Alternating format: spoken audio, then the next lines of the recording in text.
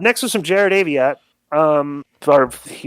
He's our controversial friend from down He's under. always feuding. Yeah, feuding with Harry Ruiz. The subject is Konnan's incredible rant and blurring the lines. Hey, K100 fam. Thanks as always for taking my question. That Konnan rant from last week was incredible. Thanks for sharing with us, Konnan. I'm glad you got through the entire scary ordeal.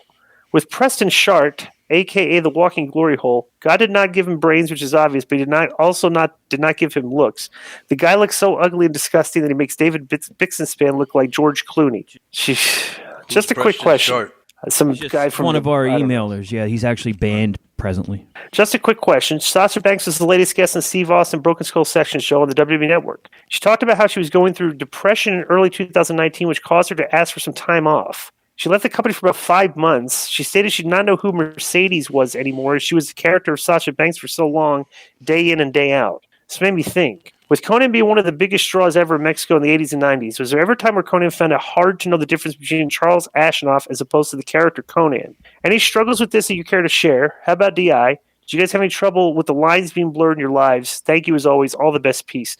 With me, no. Absolutely not. I was always been able to, because I didn't act like disco out and I wasn't over the top when I went out. We just dressed nice and everything. But I wasn't like, yeah, we're never acting like we're in character. We were always just cool and laid back with fans. Just go ahead.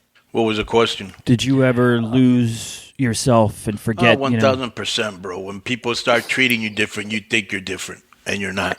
I can't believe she left the company for 5 months because she was depressed. I was watching a little clip like 2 or 3 days ago. Was her sitting down with Steve Austin, and it was actually this clip they're talking about. And she said that. And this has happened to us too, bro, that she was going to work. She didn't know what day it was. She didn't know what was going on. She was depressed.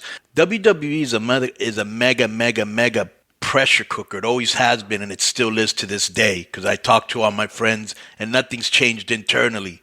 And they put these people under a lot of pressure where sometimes you just have to get out of there and find yourself, And she said that she had told Vince she wanted to leave for a month and that Vince wouldn't let her. She just said, it and left for 5. That's pretty ballsy. I like that.